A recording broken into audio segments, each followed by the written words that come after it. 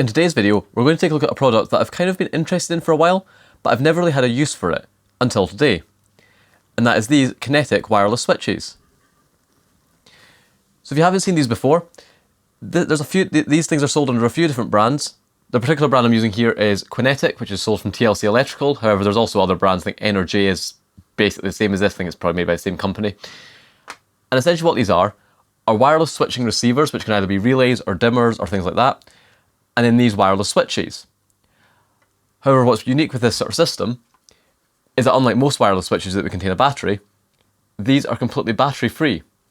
And that's because they actually use the kinetic energy from you clicking the switch down to generate enough power to send a radio transmission to the receiver. So the benefit with these is they're kind of completely maintenance free. You can install them and they can be used without having to change batteries. Which especially means if you're, say, an electrician or a contractor installing these, you don't need to then worry about telling people, oh, you need to change the batteries in these switches and this battery will need changed. With this sort of system that, in theory, you can put it in, set it up, and it'll just continue to work without any ongoing maintenance. So it's an interesting idea, but it's not something I've ever really had a use for, until today. So in my particular use case, in my hallway, I currently just have two-way switching. There's a light switch next to the front door, and a light switch next to the living room door, and they control the lights in the hallway. However, for a while, I have been thinking I would quite like a light switch next to the bedroom door. It would just make it a lot easier, because otherwise you've got to walk quite far to get to a light switch. There is currently a light switch there, however that only controls the cupboard lights and not the hallway.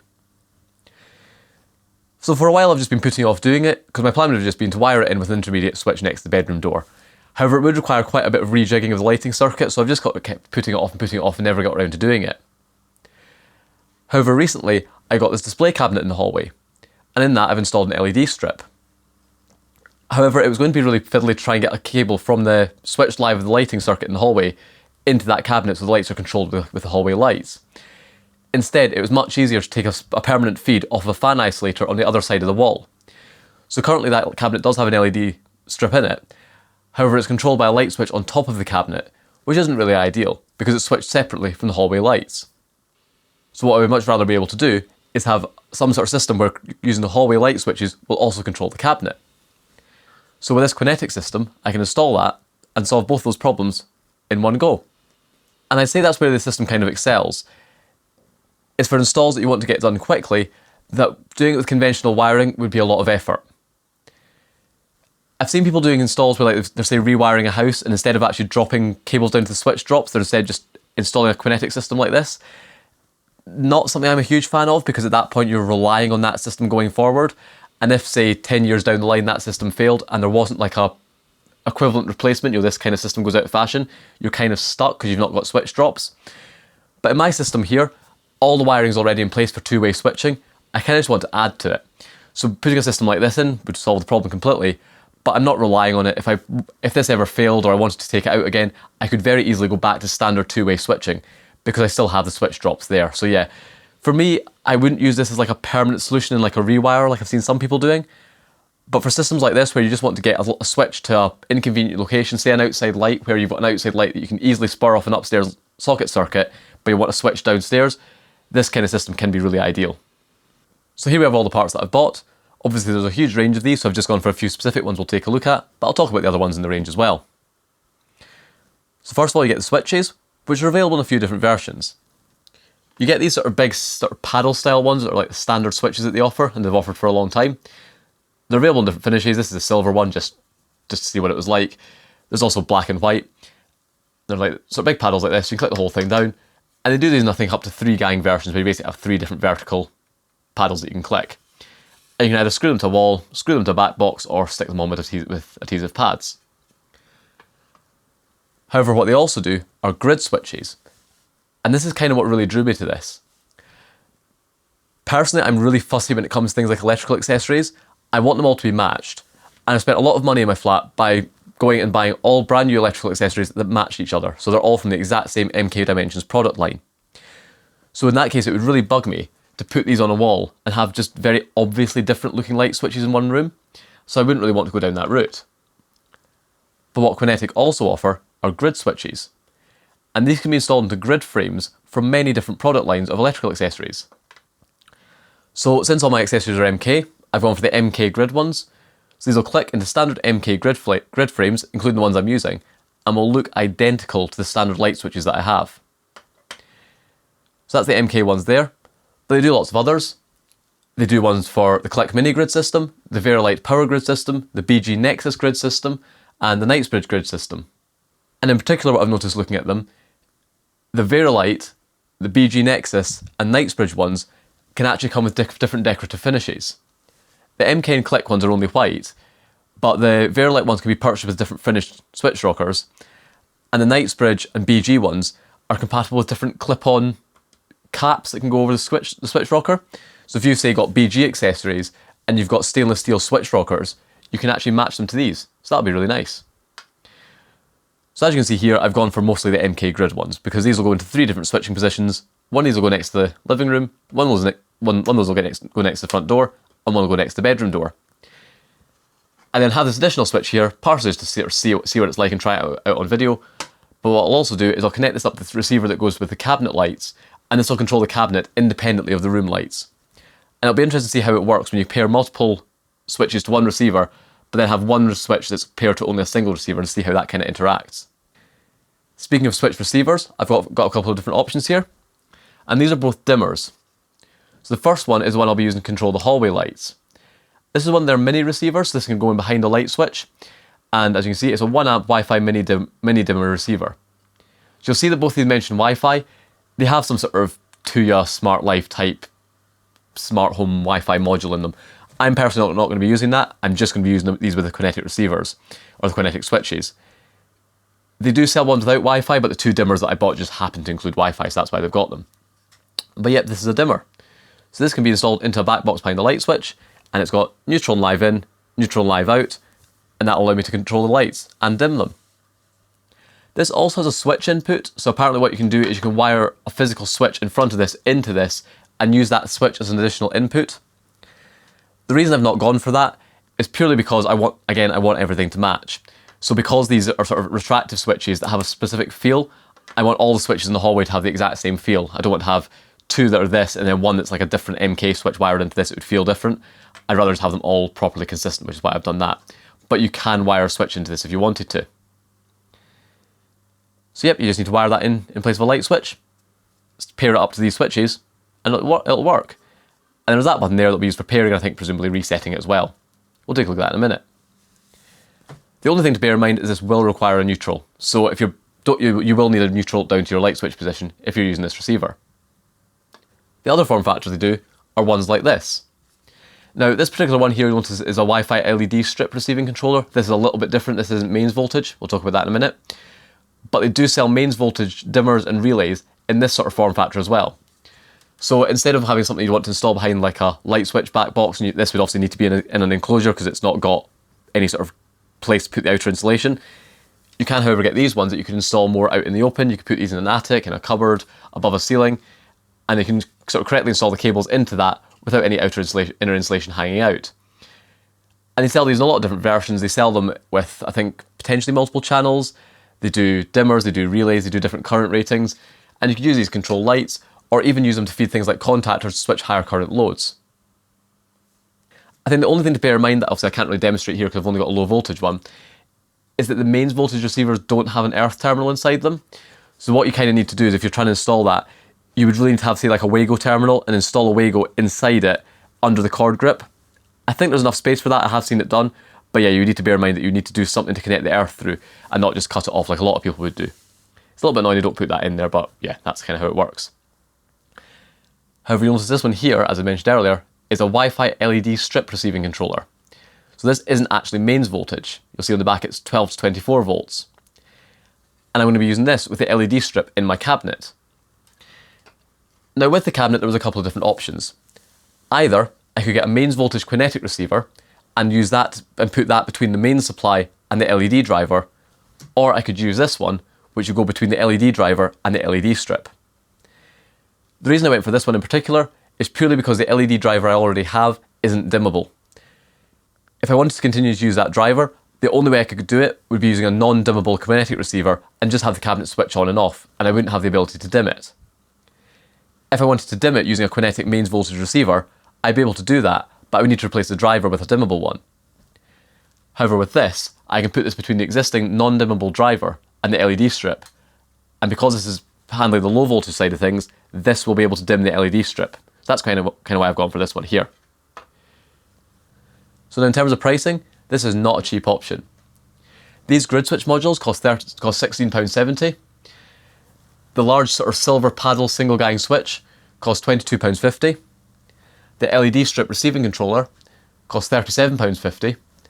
And the mini dimmer that would go behind the light switch costs £38.56. Of course, those prices include VAT and are the current prices. They're obviously subject to change. But yeah, this is not a cheap option. And you'd be much cheaper off hardwiring in regular light switches, at least in terms of material cost. However, where this system really becomes into its own is in terms of the ease of installation, and you're massively paying for the convenience.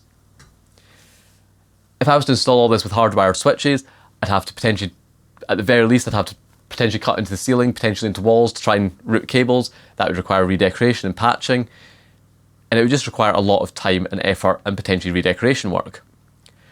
However, to put all this in is going to require no redecoration work, and realistically, I'm going to get this in about half an hour, if that. And that's because I'm filming it. If I wasn't filming this, I'd have probably gone and got this connected up and running within like 15 minutes. It's super quick to install, and that's what you're paying for here. So yeah, it's not a cheap option, but for the convenience factor, it can actually be very worth it. And then if you think of more complicated situations, say for example, a couple of outside lights outside a house where you want a light switch by the back door and the front door to control them, to hardwire that could be a complete pain, especially imagine brick walls, we had to chase them all out. Whereas with something like this, you could very, very easily install it at very limited little cost. In fact, the outside lights could even be on completely different circuits from each other, as in just each have their own receiver. So yeah, with this sort of system, you're massively paying for the convenience and ease of installation. So yeah, that's look at all the hardware. So what we'll now do is we'll go out to the hallway and start installing this.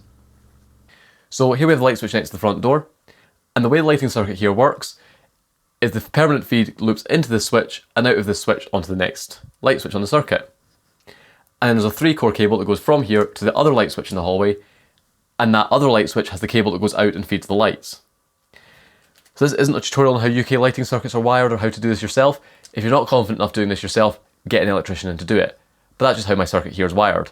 But there's a lot of different ways lighting circuits can be wired in the UK, and in other countries it'll be completely different. So yep, the feed loops in and out of this, and then there's a 3-core from here to the other switch position, and that other switch position feeds the light. So what I'm going to do obviously is replace this switch with one of the Quinetic switches, but what I'm also going to do is I'm going to install one of these key switches here. Personally, I don't like having active electronics wired into circuits that I can't isolate. I've done the exact same with all my smart bulbs and smart switches and smart in-wall touchscreens. All of those have a key switch like this that lets me isolate power to all the smart electronics. So what I'll be doing is I'll actually be replacing this light switch with a key switch in terms of the wiring, from the wiring perspective, to take the permanent live and neutral from here over that 3-core over to the other switch position, and this will control power to the Quinetic receiver and ultimately the lights as well. And then the Quinetic switch will just sit here to control the lights. So now here we are at the switch next to the living room door. And this is a switch I mentioned that gets a 3-core from the other light switch, and it has a twin and earth that comes out and feeds the lights. And this is where I'll be installing the Quinetic receiver. So what I'll be doing is the 3-core that comes in from the other switch will essentially just carry a permanent live and neutral, and then the 3rd core will just be disconnected. That'll go into the Quinetic receiver, and then I'll wire the lights in the room out of the Quinetic receiver. And then all I'll do is in the grid plate, I'll take this switch module out and instead install one of the Quinetic modules. So on this switch here, there'll be no wiring to the front plate. It will literally just be a wireless grid module, and the Quinetic receiver will be hardwired in behind here. Finally in the hallway, we have this switch which is next to the bedroom door. However, this only controls the cupboard light, it doesn't actually control the hall lights. So what I'll be doing here is I'll be replacing this grid plate with a 2-gang version, keeping this existing switch, and installing one of the Quinetic switch modules next to that to control the hallway lights. And then finally in the hallway, we have the wiring for the cabinet lights. So as you can see, we have a permanent feed that comes up here. This comes from a fan isolator on the other side of this wall. It comes into light switch. That then feeds the LED driver. The LED driver then comes out over this cable here, and that goes down into the LED strips that are inside the cabinet. Now, of course, this switch is a stupid place, but this was never intended to be a permanent solution. I always intended to use the Quinetic receiver with this, and I just again want a switch to be able to physically isolate all the smart stuff. So up here, what we'll do is we've got this cable that comes out here. It's got plenty of slack on it. So all I'll be doing is cutting this, which is a 12 volt cable to the LED strip. I'll just be cutting this cable and wiring the Quinetic receiver in line. That'll sit here and that'll control the LED strip. And I'll just leave that switch permanently switched on, feeding the LED driver, which will power the Quinetic receiver. So that should be quite easy to do. So yeah, that's the sort of idea of how this is all going to be wired. So now let's go and start doing it. I'll try and sort of jump in part way while I'm doing it, but obviously I won't have lights, so it'll be a little bit fiddly to film. But yep, time to get that light switch off, put the key switch module in, change the wiring to feed the permanent live and neutral over to the other switch, and get the Quinetic receiver in. Then we get all the switches paired up, and it should hopefully work. Okay, so that's wiring now complete. So here we are by the front door, and as you can see, all I've done is I've replaced that light switch with the key switch module, and replaced the grid plate with a 2-gang one so I can fit the Quinetic switch in here. Other than that, the neutrals are connected together as they were before, and the third core that was out of that 3-core earth that's no longer being used for the 2-way switching, I've just put in a Wago, and I'll just leave that neatly in the back just in case I ever wanted to reinstate this as just standard 2-way in the future. So yep, that's all that's been done there. Then next to the bedroom door, it's even simpler. All I've done is I've taken off the old grid plate and put a 2-gang one on instead. So this switch, the wiring to this switch has not changed at all. All I've done is just moved it into a slightly larger 2-gang plate, so now I can fit the Quinetic module in here. And finally, next to the living room door, we have the Quinetic receiver. So this is also very simple to wire in. All I did was take out the existing switch, and the live in and the live out that went into the old switch now go through the Quinetic receiver. You just need to be a bit careful because there's 2 lives that are common together, and then there's a separate live out, so you need to make sure the live out goes up to the light. And then the neutrals that used to just connect through an Wago in the back of this now also loop in and loop out of the Quinetic receiver. Unlike I did on the other end, the black cord that's no longer being used is just sitting in the Wago in the back of the box, just so it's out the way, but it's there if it was needed in the future. So all I need to do with this is get this pushed back neatly into the box. There's absolutely tons of space in there for it. What I think I'll also do is I've got this antenna. I think I'll just sort of poke it out the grommeted hole in the top just so it's sitting inside the wall, outside the box, just to help it get a better signal. I mean, it shouldn't need it. This stuff's rated up to like 30 odd meters and it's, a few meters away, all the switches. So it shouldn't really need the antenna, but, obviously it's going into an earth metal box, so I'll poke the antenna out the top as well, just keep it out of the way.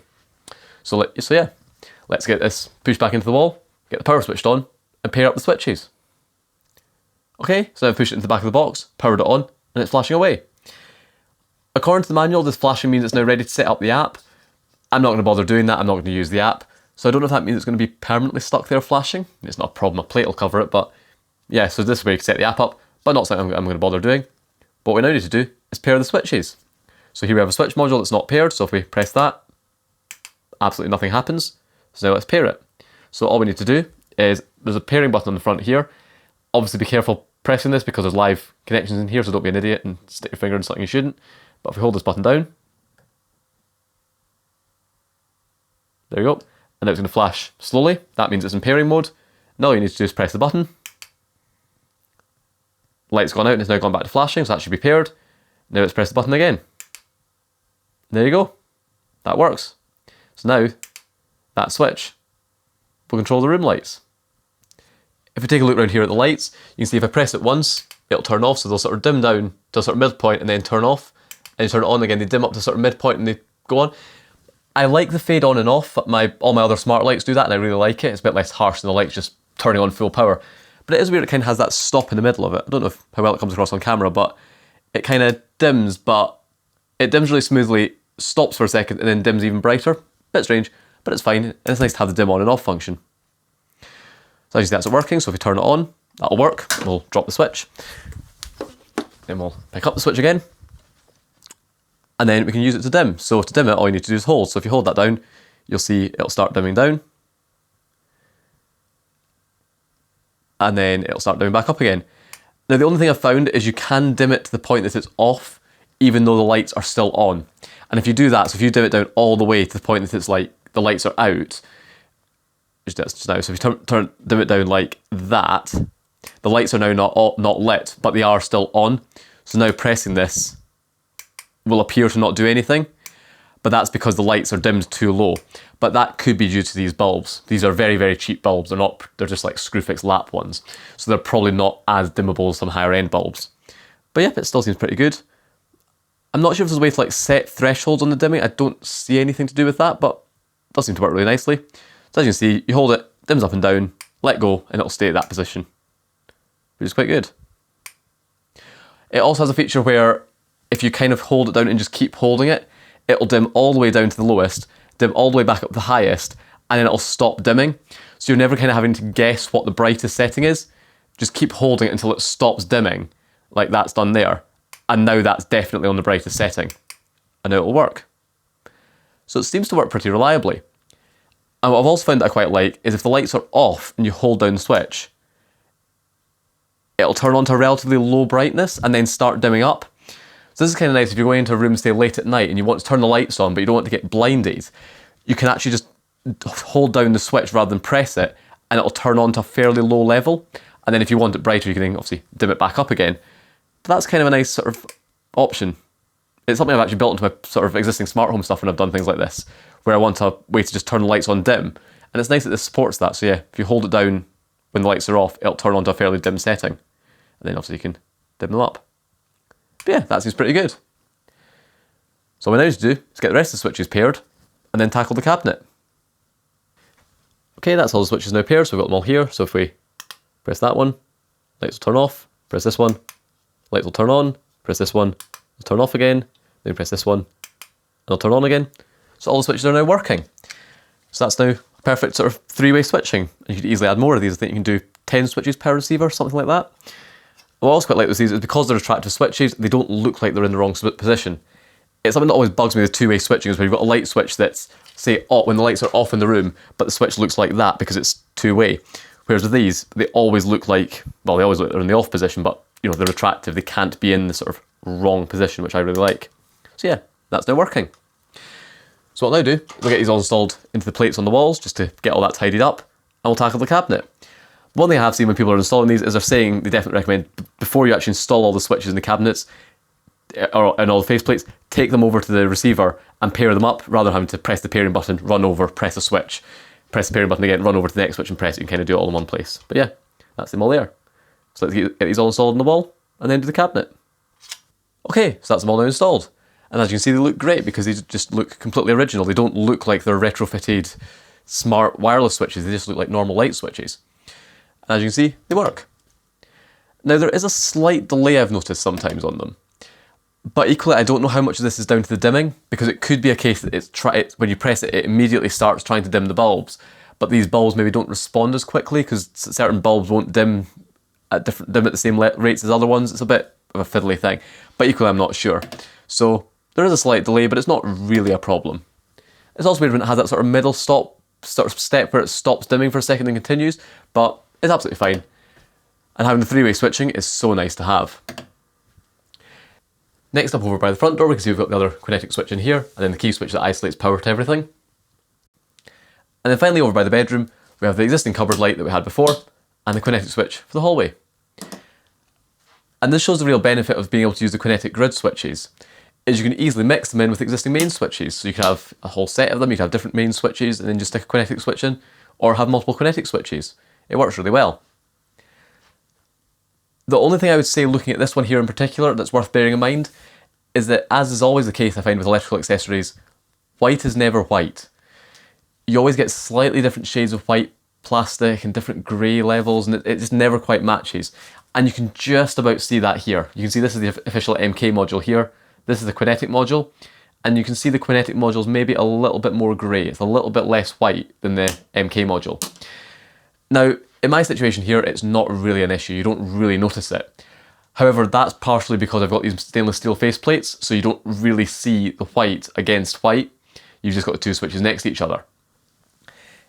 I suspect potentially if you're installing these into a white faceplate, you may spot, it may be a bit more obvious that the white switch is different to the faceplate. I find this a lot if I'm using, say, Euro modules for network cabling. Quite often you can get a situation where the faceplate and Euro module are completely different shades of white, and it can be very obvious. So it's maybe worth bearing that in mind. I also don't really know how this would compare across different brands. For example, I already find the MK white colour is already a little bit off-white, so potentially the Click Mini Grid one, if you installed it in, say, a Click Polar faceplate, which is pure white, that might look even more off-white, I don't quite know. So it's worth bearing in mind. I mean, it's not something you can really do anything about, but if that's going to really bother you, maybe it wouldn't really work for you. However, equally, having this with a slightly off-white switch still looks significantly better than the alternative, which would be one of these sort of standard Quinetic switches sitting next to this, which I think would just look really stupid. So yeah, this is definitely a much nicer solution than having to deal with this. So these grid modules are really, really nice to have. Okay, so that's all out of the way. All we need to do now is install the LED controller for the cabinet. Now, I won't be able to show this fully on camera because it's so close to the ceiling that I literally can't fit my camcorder in, it just hits the ceiling. So I'll just need to show little bits of video from my phone. But it's pretty easy to install. As you can see, all you've got is the controller here. Terminals are labelled there, cover comes off. Absolutely tons of wiring room in here. And as you can see, you've got 2 terminals for in and 1 for out. So I presume that would basically mean you could kind of loop the supply through, which I'm not going to do. I'm just going to feed in and then straight out again. But yeah, positive in, negative in, and then positive negative out to the light. And they're quite nice sort of push fit terminals, so that's quite good. So obviously I showed what I had there earlier. All I'm going to do is cut that 12 volt DC cable that goes between the driver and the LED strip and install this in the middle. And that should be all it'll take. And all we need to do is pair all the switches up to it. Okay, so now we're on top of the cabinet, and as you can see, we've got the new Quinetic receiver wired in. So all I did was I had the cable that went from the LED driver over to the LED strip. All I've done was cut that cable and wire it through the Quinetic receiver. So that was dead easy to do. So now if we turn that on, you'll see there, the Quinetic receiver is just sort of just sitting normal and now it's flashing.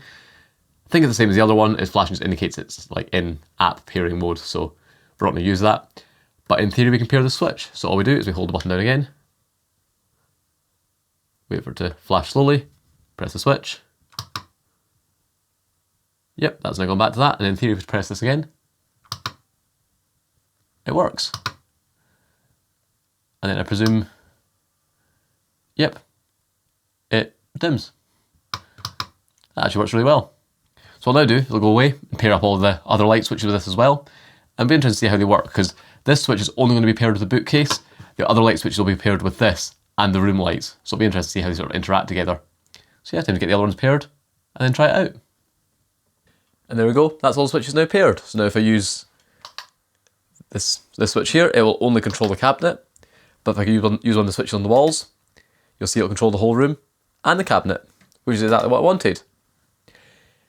And then in terms of using this in alongside the wall switches, it actually works exactly how I'd expect. It almost just inverts what the current state is. So obviously the lights in the cabinet are on. If I press that, the cabinet will turn off. Then if I use one of the room lights, the room will turn off and the cabinet will then turn on.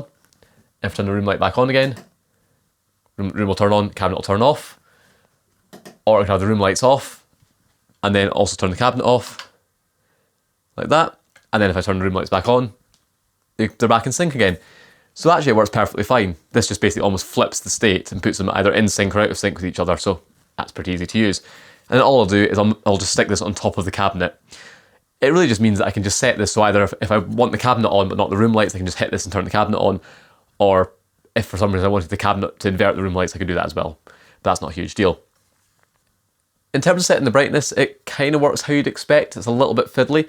So essentially all you do is if you hold down one of the wall switches, you'll see it'll dim the room and the cabinet at the same time, but it'll dim at separate rates. It's a little bit fiddly.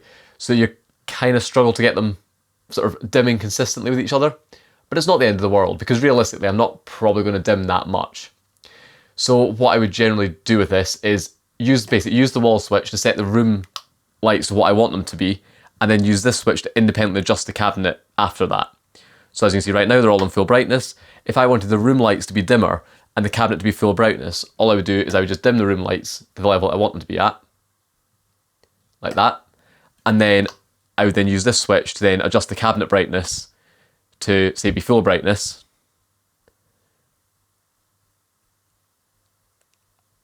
And now with that set, the cabinet's full brightness, the room lights are a lot dimmer, and if I turn them all off, they will actually save their brightness state, so when I turn them on again, the room lights come on dim, and the cabinet comes on full brightness. So that's kind of what I'd really want anyway.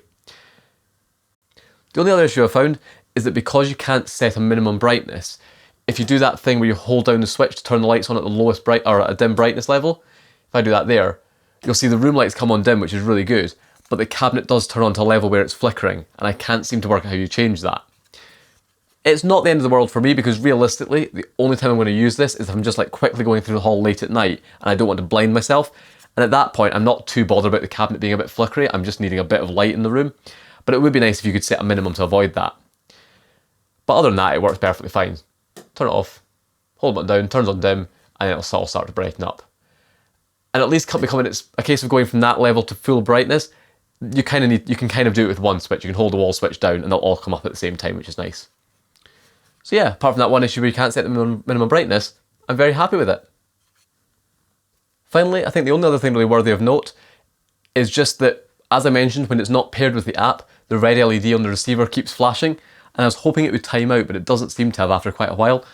And for the one in the wall, it's fine, but for the one on top of the cabinet, if I hold the camera up really close to the ceiling and almost drop it, you'll see there's an LED flashing up there, and it is quite bright, so that's not ideal.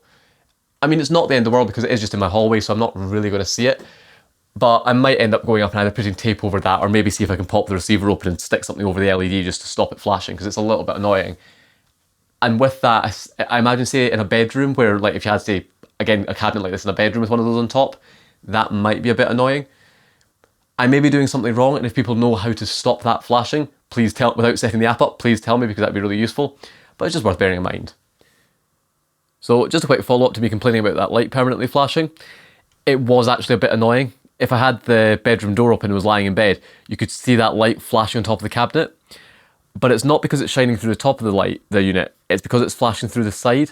So I've popped this open to try and just do something just to sort of dim that LED down. So it's still lit in case I needed it, but it's not flashing out the side of the casing. So I've popped it open. It was just a few clips around the bottom. Obviously doing this might void your warranty and stuff, but that comes out that's the board. It's a pretty nice little thing. And looking at sort of architecture of this, on the back you've got a little chip. This chip here is the radio receiver chip. The part number on that is A7129.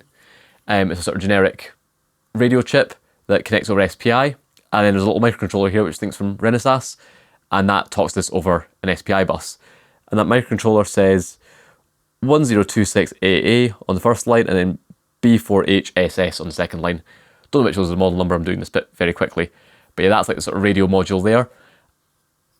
And then over here, you've got this module here, which is this is like a sort of 2-year Wi-Fi module, so it's a WBR2, it's one of those sort of standard 2-year modules. I presume either this would be flashable with something open source, or you could potentially replace that with like an ESP. Obviously, I've not tried that. And what I'm not sure about this is where the firmware is. Like, I don't know if the firmware is in the microcontroller here, and the 2-year stuff just handles the smart thing, or if this is purely a radio module, and most of the logic is handled by the 2-year chip. I'm not sure. But anyway, that doesn't really matter. What matters is this LED. And as you can see, it's just a standard LED standing off the PCB. So of course with this, it's absolutely going to shine light sideways and it's going to come out the side of the case.